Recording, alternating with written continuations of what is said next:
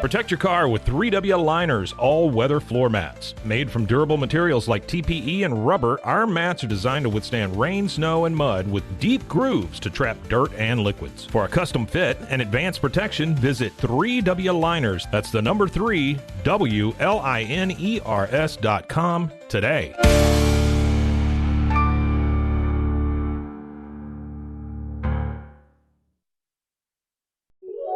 This is a Rogue Media Network podcast.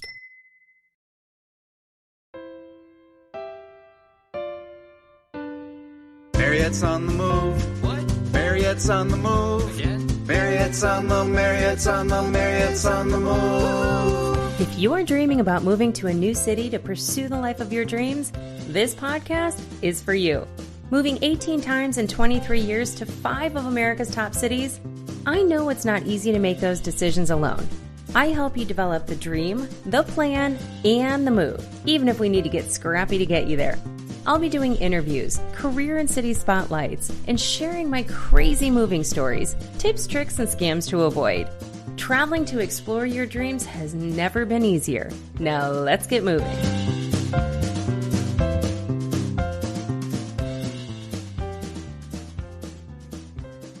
Welcome to the show, everybody. I am so excited to be here today. I have a special guest who I actually met on social media a few months back. Her name is Amy Fagan, and she is the host of the Grounded in Maine podcast. So she's been doing this podcast for a couple years now. She lives obviously in Maine. She's just north of Portland, which is a huge city that everybody lives in. Amy, welcome to the show. Yay. Thank you so much. This is so exciting. I love being a guest. Well, it's been funny because we've been talking like between social media and we've had a couple like real life conversations on the phone. So it's just nice to like actually have you on the show and get to talk about all the things that we are already talking about. So, Right? Yeah. True story. So what like inspired you to start the Grounded in Maine podcast to begin with? Well,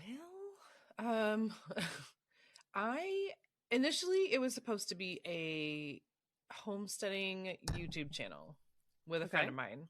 I volunteer every Saturday morning for a local farm that grows organic produce just to donate it to food banks.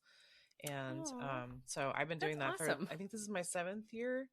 And so we were just playing around and thinking, oh, wouldn't it be so cool if we, learned how to homestead, even though we're living on small pieces of land.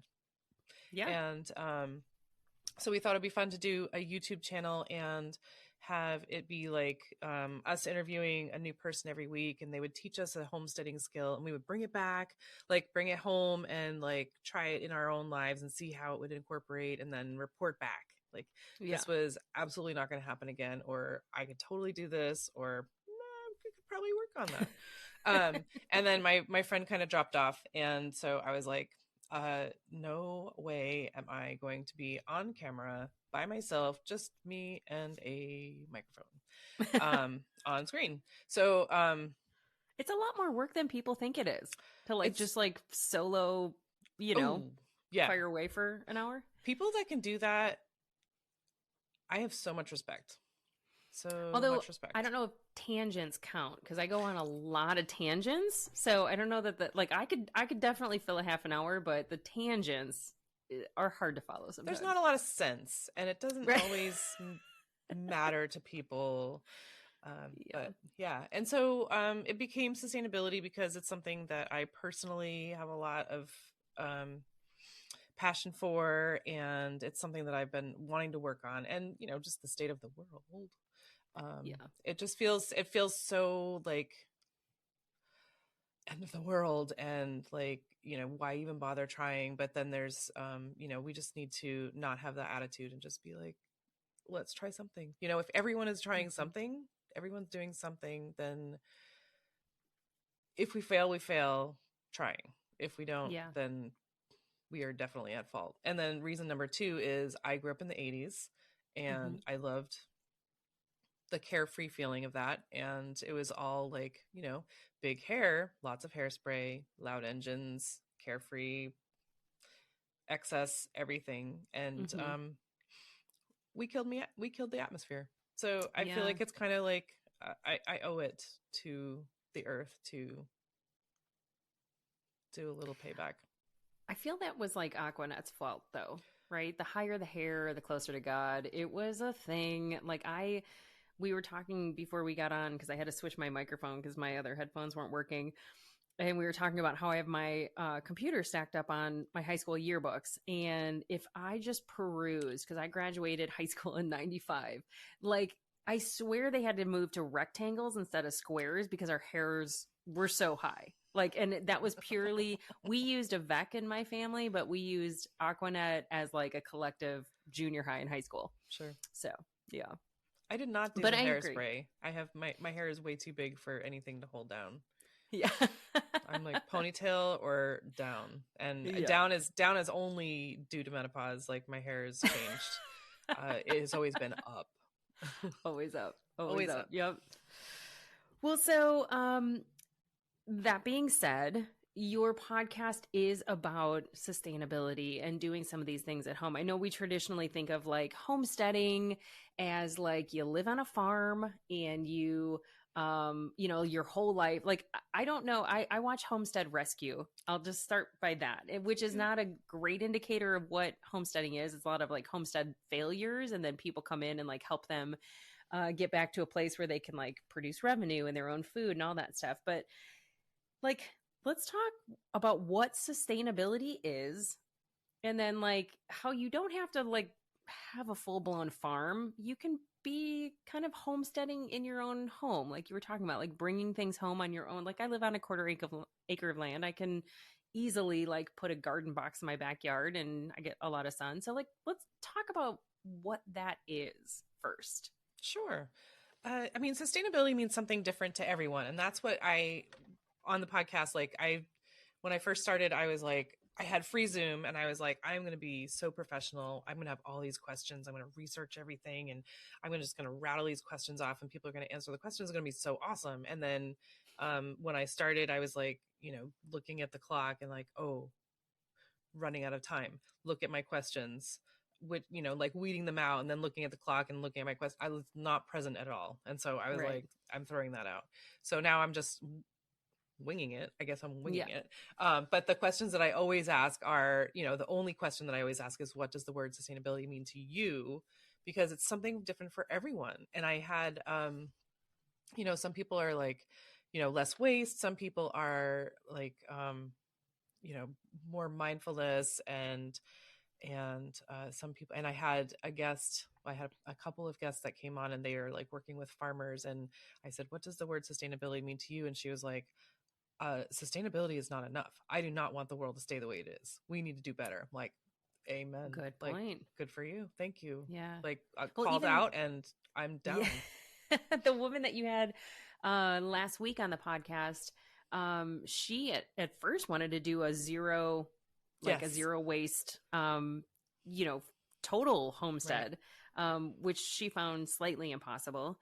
Because I mean, that's a tall order, right? And that's a tall order. Zero waste is like, you don't throw anything away. Like you use every single piece. Like if you kill an animal and you skin it, you're using every organ, all their bones, like their fur for something. I mean, like, and you're bringing no plastic in, and you're composting, recycling.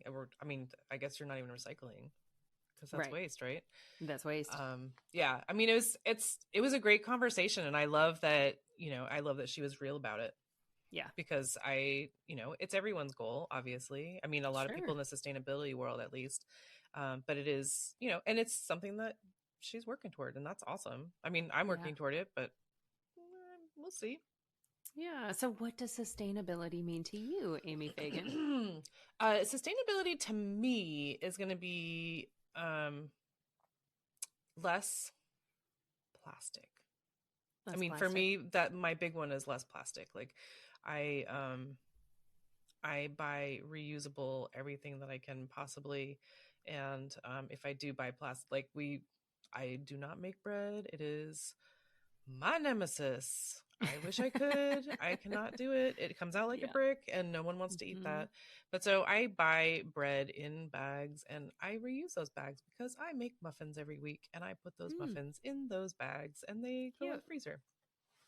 I love it. So, I mean, I'm reusing that and that's cool. But like, you know, in my town, we have a refill store, which, oh my gosh, the best thing ever. And so I will like get my laundry soap and put it in an old salsa jar or a mason jar. And it's like 11 cents a load. And I Is don't it just have to... bulk?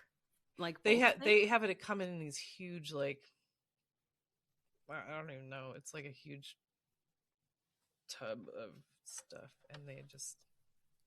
And they'll bring like your own containers. You bring your own container and you fill it. And then they have some strays that are available for folks. But I love that. So my own, my dish soap, my hand soap, my Castile soap, my dishwasher pods, deodorant. Like you can put it all in glass, which is so cool. But so that's a big thing for me. And I have found some things that did not work for me. Like, I love using sponges, like the scrubby sponges.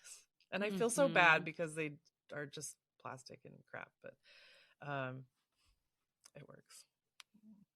What else would you use? There Just are like a washcloth or something?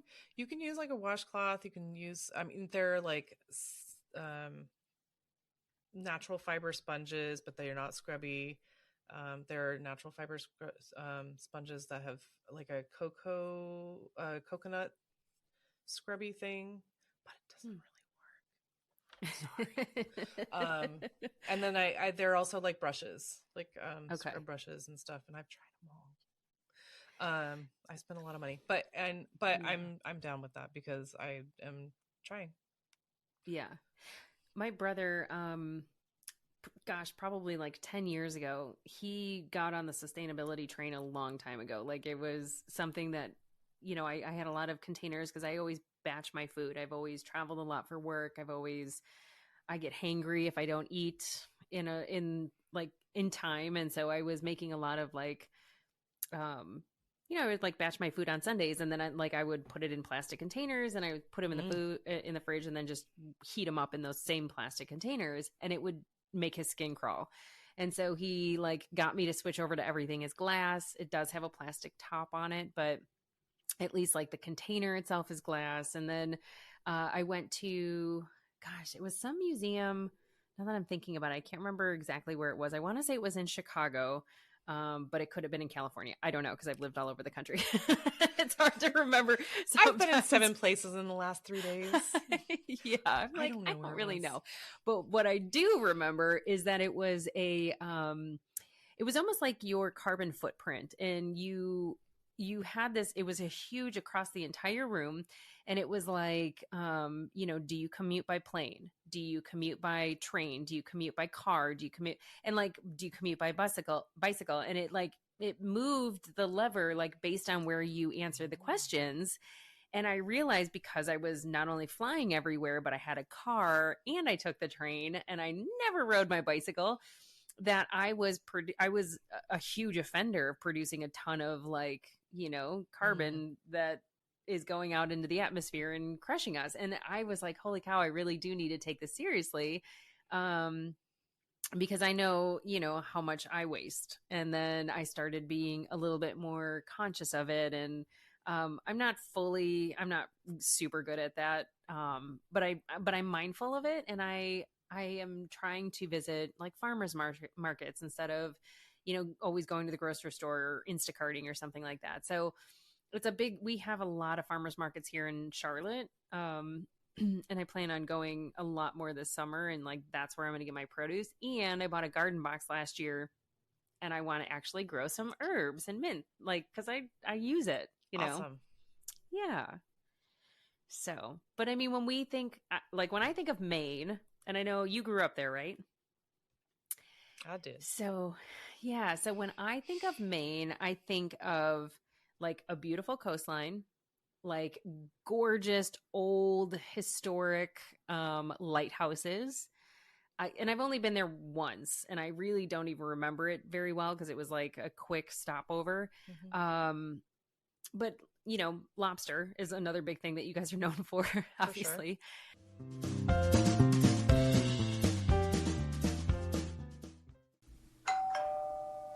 Have you heard of Monat or Modern Nature? I hadn't either before my friend Monica was raving about their skincare products that she's obsessed with. I took their hair quiz to find out which product line would be best for me since I just happen to be looking for new shampoo and conditioner, and I signed up for their VIP package that got me a little bit of everything to try out. Turns out they are the first anti-aging hair care line in the world, which I didn't even know was a thing, and their products are gluten-free, vegan, and Leaping Bunny certified, which means they're never tested on animals. Now I'm obsessed with their rich formulations that feature botanical extracts, essential oils, and other naturally based ingredients, and I want to share those products with you. I'll put the link in the show notes, or you can hit the faves page on my website.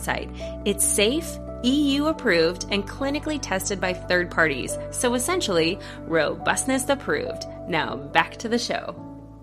Boom. Play it. Have you ever listened to a commercial on the radio or a podcast and thought, I could totally do that? Well, I am challenging you today. Being a voiceover artist is an amazing side hustle that can be done from the comforts of your own home. Heck, it can be an amazing career. Just ask Jesse Carroll. Jesse's got over 1,000 voiceover credits to his name. Ever watch Backroad Truckers? He's the narrator. He's also done a ton of commercials for brands you would definitely recognize. If you're ready to try your hand at voiceovers, go to mariette'sonthemove.com and head to my favorites page to learn more about his new digital course and coaching package. If you use code MOTM, you'll get 20% off at checkout. Hey, Micah Burgess here. I just wanted to drop in for a second and let you guys know that we are rebranding my podcast. We've got a new name, My Doula Micah, my birth, my baby, my life. And we are super excited about extending the content that we've got going from childbirth to postpartum. Now we're including family and marriage and just kind of your life in these childbearing years and what that looks like, and maybe give some helpful tips and wisdom. I mean, I'm 51. I got 6 kids. I think I can help you guys with some stuff. There will still be local interviews, of course. And I'm also expanding now to have including more nationwide interviews. We even have somebody from Canada and Australia. So I'm super excited about this process and what we've got in store for y'all. So join us.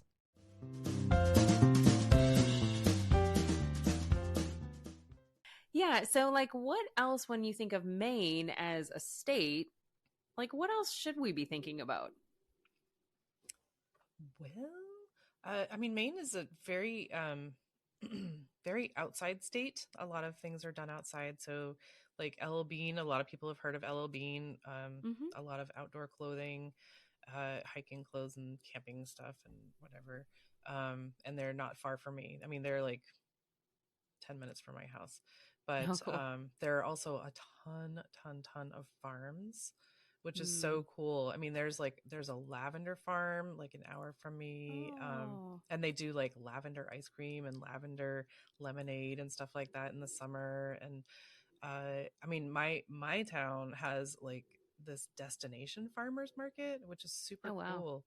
And it's like a zoo. It is a zoo all the time, every single weekend. But you also will find anything and everything. It's awesome. And let's see. There's lobster for sure. There's definitely lobster. Well, I'm sure there's oyster. You guys are on a coastline, so there's probably a lot of amazing seafood. A lot of the seafood. I don't eat seafood, but I'm sure there's a lot. I do eat a ton of seafood. I absolutely love it. So, but I've never I'm more of a crab girl, I think, than lobster. But only because I just haven't been in places where they had a lot of good lobster, right? So, well, and you're so close to Maryland, where they're big on crabs, right? I do, and I have a friend named Jessica that lives in. I don't know why I got out country on that one. Well, so we actually. We were roommates at Disney together when we did our internships. And at the time, I just called her Jessica. I don't know why. I always did it with a list because we had a funny joke between the two of us. And so in my phone, she's literally Jessica, like JESH. Oh my gosh. I am drinking coffee, I swear. JESH. You're just speaking You Russian. know what I'm saying. That's Cyrillic Jeshka. language. That's the Cyrillic alphabet. I gotcha. Exactly. But yes, I actually am going to go up there this summer and see her. She's got 2 adorable children, and they have kind of a summer like cottage place on the lake. And we've been threatening to go up there for a long time, and so I'm going to go up there this summer and get to hang out and check it out and stuff. So. And she's in Maine? She's in Maryland. So Maryland. Okay. The crab. That was the crab connection. Gotcha. Yes. Yes. Gotcha. The crab connection. So, I mean, the ocean is beautiful. The coastline. I mean, Bar Harbor, Mount Desert Island is fantastic for seeing cool stuff. I have not spent a lot of time in northern Maine, which is very, I don't really know, wooded. Okay. You'll see the mooses. Moose? Is it meese? No, I'm kidding.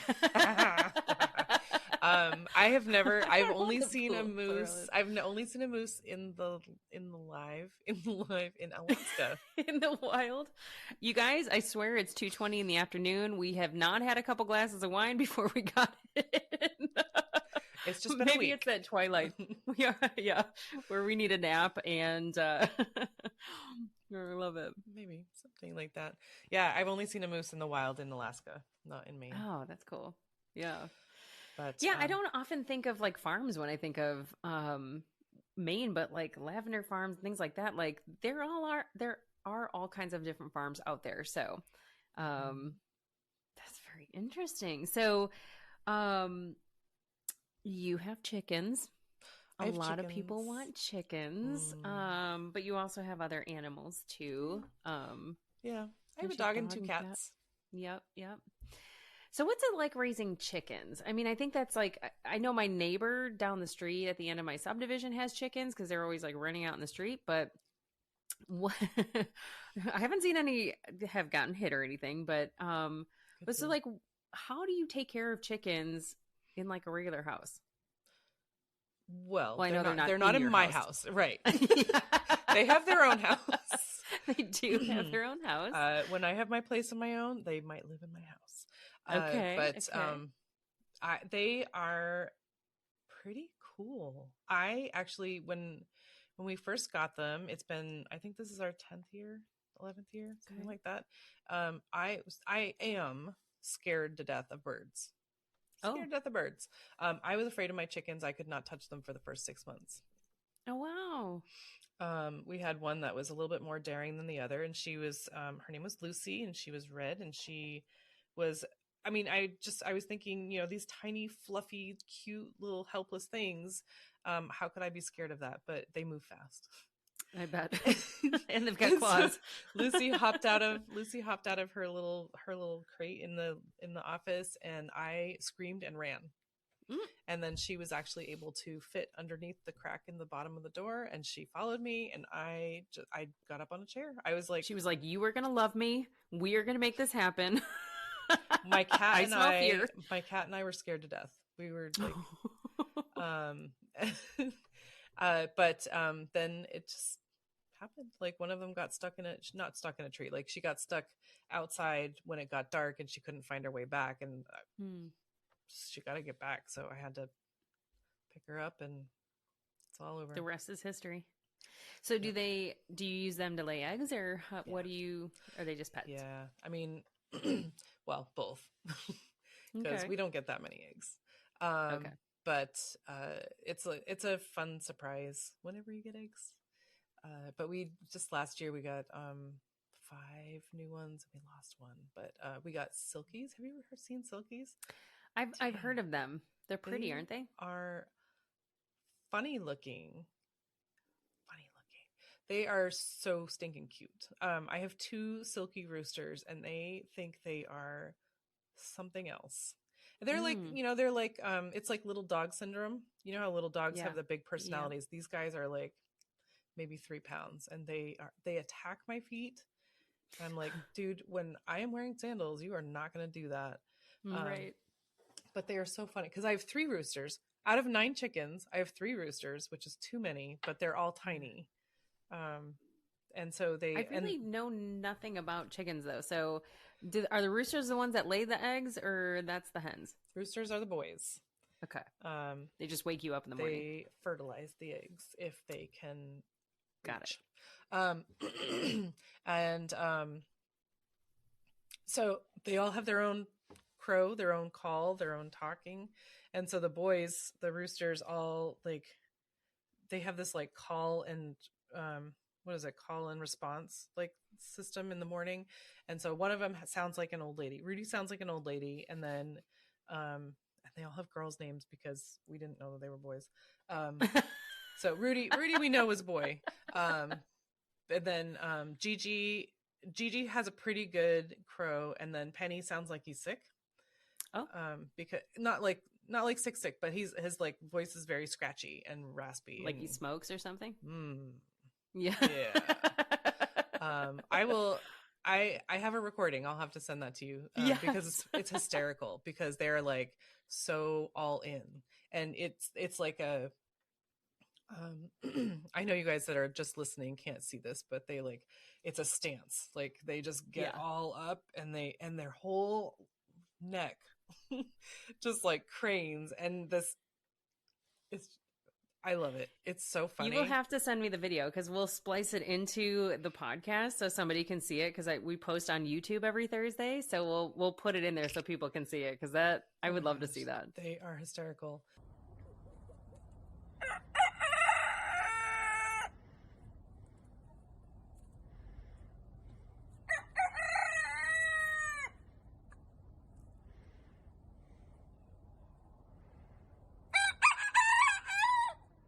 And the girls all have their own talking too. Like I know Thelma and Louise sounds very worried. Thelma and Louise. They're switching to movies now. What's happening? Usually they're just old lady names, but now we have roosters. And we were running out because 10 years of chickens. But Thelma and Louise are just very daring. They are like the newer couple, but like they. When I first got these guys last year, they were so cute. They would like sit in a pile on my feet every night. Like I would sit on the steps and they would just sit on a pile on my feet. And I was like, I never want to leave. I don't want to move from here. And then they got older. And so like Thelma was the first one, and she was the first one to be able to fly. And so she would just like hop up on my shoulder and like peck in my hair, and then Louise joined in. So I had like, and it was like not quite shoulder. So it was like top of my arm. And so I'm like trying to hold them up, and Thelma and Louise, they have no fear. They're pretty funny. Well, so that's a surprise to me that they don't always produce eggs. In my head, chickens, like that's why you have them. You're going to go out every morning. I'm going to make a fresh omelet every day. Like, what's the reality? Yeah. Well, I mean, I have 6 hens, and on a good day we get 2 eggs. Okay. Sometimes I think we got 3 a couple days ago, 3 eggs. But I mean, they get older. They phase out, if they're stressed or if they are just not feeling it. This is sort of the in-between season right now, because it's early March and it's still darker. They like to have like 14 plus hours of light to make the systems all work. Whatever happens in there. Yeah, whatever's going on in there, they like the light. But they lay for a while, and sometimes after they turn 3-ish, they lay less. Sometimes they stop laying. And then, I could, if I were a homesteader, I would probably take them out and eat them. Yeah. I don't have that in me. Yeah. Well, they're like your pets. So, yeah. I know, like, on Homestead Rescue, like, that's a big no-no. Like, you're not getting attached to these guys. You don't name them. Yep. They are just a food source and a bug eater. Yep. Yeah. So you've had all kinds of different podcast guests. It's not just homesteaders or farm. I mean, I've listened to quite a few of your episodes. And so, what are some of your like favorite guests, or like if somebody was just to find Grounded in Maine, like for the first time, like where would you send them? And like, what episodes do you think they would learn the most from? Ooh, I mean, what someone else might learn the most from would probably be, I mean, I loved my episode with Casey way back in the beginning about foraging. Okay. And then Jenny. What is foraging? Foraging is just like hunting? Hunting for food. Yep. Okay. Hunting for like mushrooms or plants. Okay. Just like if you were stranded, what would you eat? I literally think about that a lot. Well, not a lot, but I think about that because I do travel all over, but I mostly travel by plane. So when I drive somewhere, you know, there's always those horror stories. And a lot of times I'll drive to Chicago and it's an 11-hour-ish, you know, like if you drive straight through, and there's all kinds of random places, like what if I got stranded, or if I was going through the mountains, or, you know, and like you always hear the like epitome of, you know, I got, you know, I drove off the side of the road and I crashed my car, and then I was like out in the woods for 2 days and like, Right. you know, I didn't know what to eat. How do you survive? Like, yeah. How do you survive? So that's interesting. Okay. Foraging. I will note that with Casey. Okay. But I mean, we mostly talked about mushrooms with Casey, but I remember, so Casey was my physical therapist, and that's how I got to know him. And while we were talking, I was like, I'm going to start a podcast about sustainability. He's like, oh, very cool. He's like, I love to forage for mushrooms. And so I was asking him, like, because when we were, I was telling him that I like to go to the farmer's market whenever. He's like, you live in Maine, like you can eat birch leaves. I'm like, or beech leaves. He's like, they taste kind of lemony. You can put them in your salad. I'm like, we also have lettuce, dude. Yeah. I'm not going to eat those. But that's the thing, is that we're not taught in school, like what the good mushrooms are versus the like scary mushrooms or the ones that will kill you. And so like people just don't take the chance. Right. Right. Yes. Unless they see it in a book or they Google it, and somebody says, yes, that you should eat that. Right. Absolutely. I did have a guy that I was friends with when I lived in San Francisco, and I mean, they obviously amazing like forestry out there, and he and his family members would go like foraging for mushrooms. That's when I think of foraging, that's what I think of is mushroom hunting. Because they would get like pounds and pounds and pounds of these gigantic, like every mushroom you can imagine. At the time I didn't love mushrooms. Now I do. And I use them for everything. But yeah, it's crazy. But yeah, it could be scary if somebody doesn't know how to hunt. Right. Well, and that was the thing that I took away from that conversation. The most important thing that I took from that conversation, was he said, I was like, how do you know which ones are okay? He's like, you focus on which ones will kill you.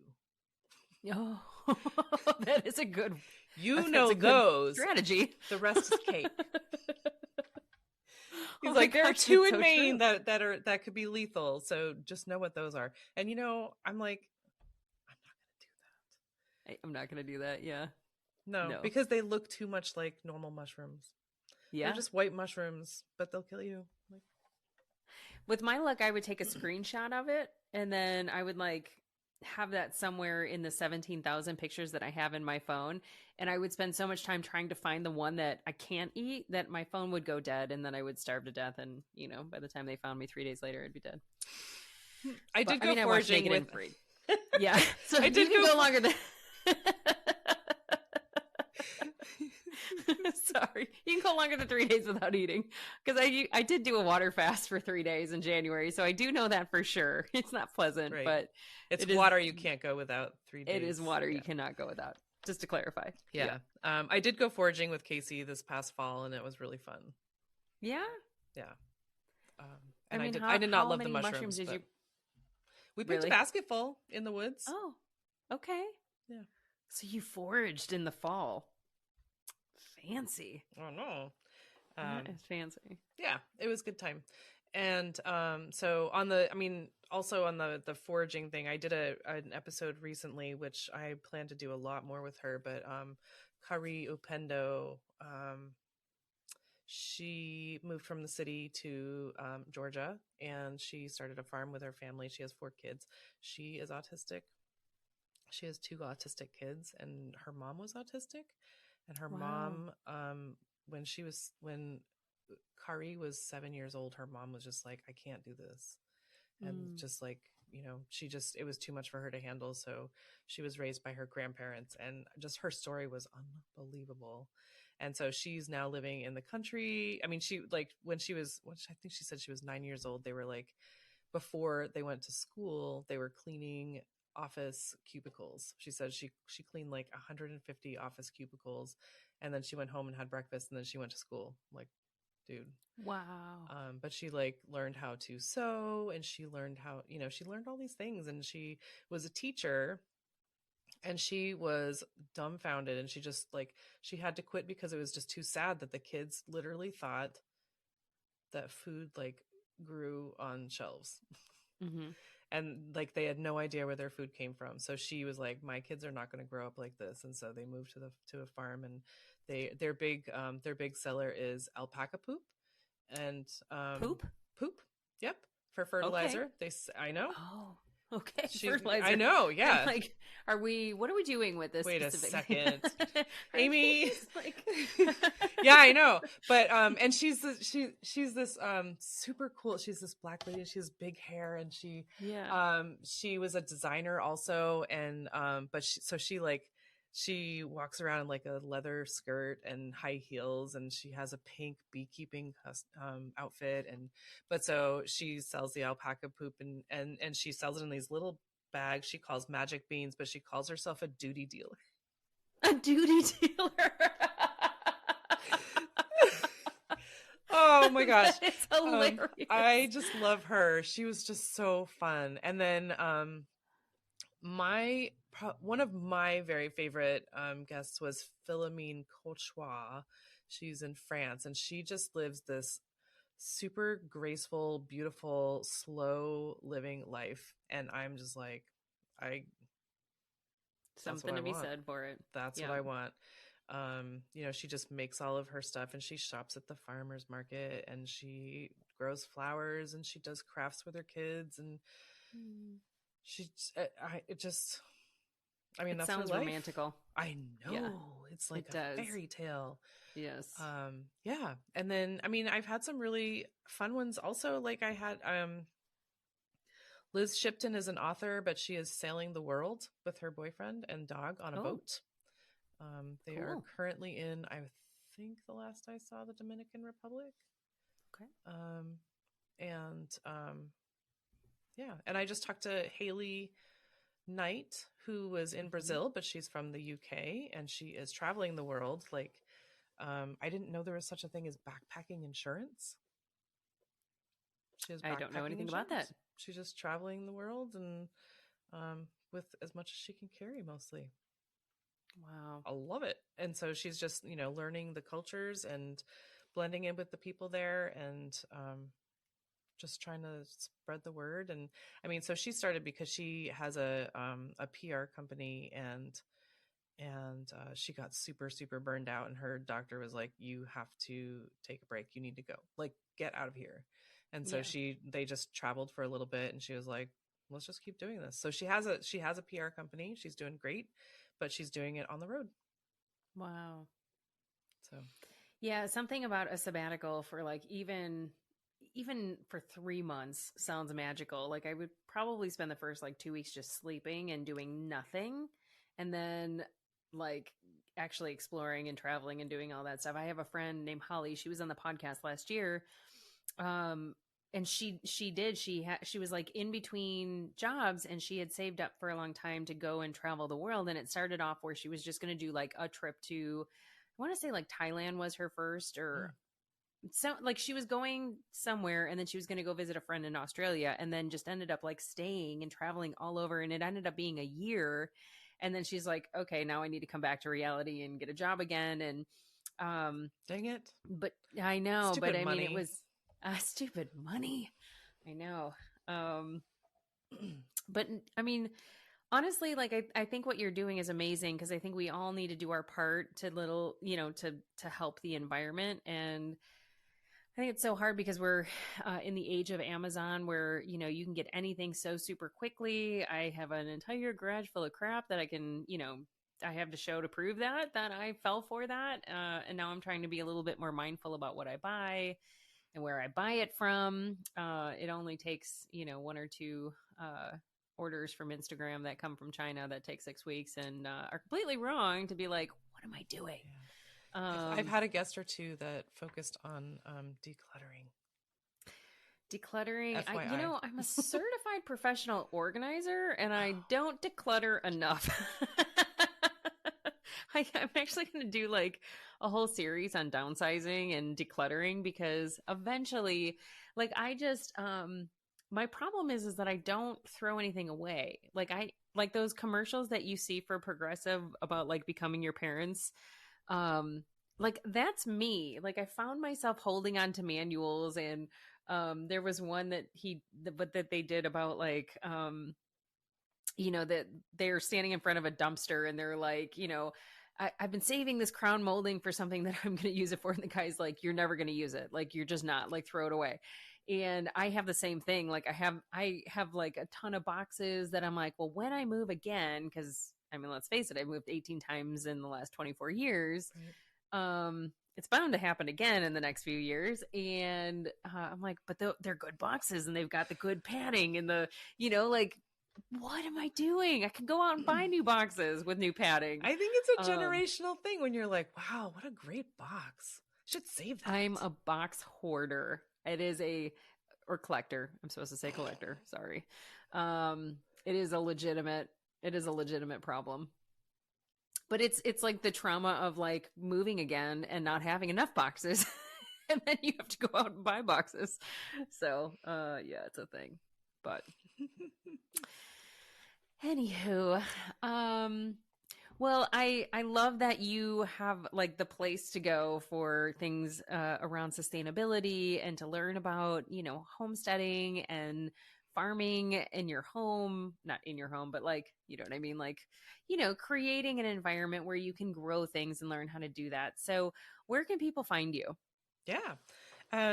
So I am mainly on Instagram, and you can find me at Grounded in Maine podcast. I also have a website, which is groundedinmaine.com.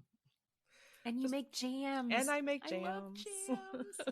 Oh my gosh. When Amy told me that she made jams, I like fell off my chair. I was like, jams! I love jams! Like, it's so funny. And I need to buy some jams or come up and visit and get some jams and we can forage and jam it up.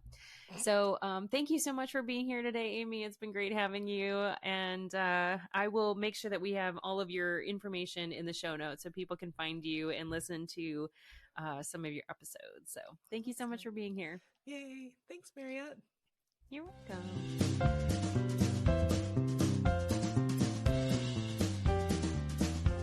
Well, I could go on forever and ever about moving you closer to your dreams, but I probably should save some thoughts for the next episode. A big thanks goes out to you for making time for me today. And making time for me, you're making time for future you, and we're both grateful. If you enjoyed this content, please subscribe to the podcast, download the episodes, and leave me a 5-star review. I would really appreciate it. In return, if you go to my website, mariette'sonthemove.com, and register for the Monday mailer, I'll send you a free Fred workbook to get your journey started. This is also where you can find all the show notes and all the ways to get in touch with me. A special thanks goes out to Rogue Media for its wisdom and partnership. Until next time, friends, keep moving forward towards your dreams. Oh, and the legal stuff. This podcast is presented solely for educational and entertainment purposes. I am a certified coach, not a licensed therapist, and this is not meant to replace the professional advice of a physician, psychotherapist, or other qualified professionals. This is solely my perspective based on my own experience and training. Okay, now it's over. For reals. Bye for now.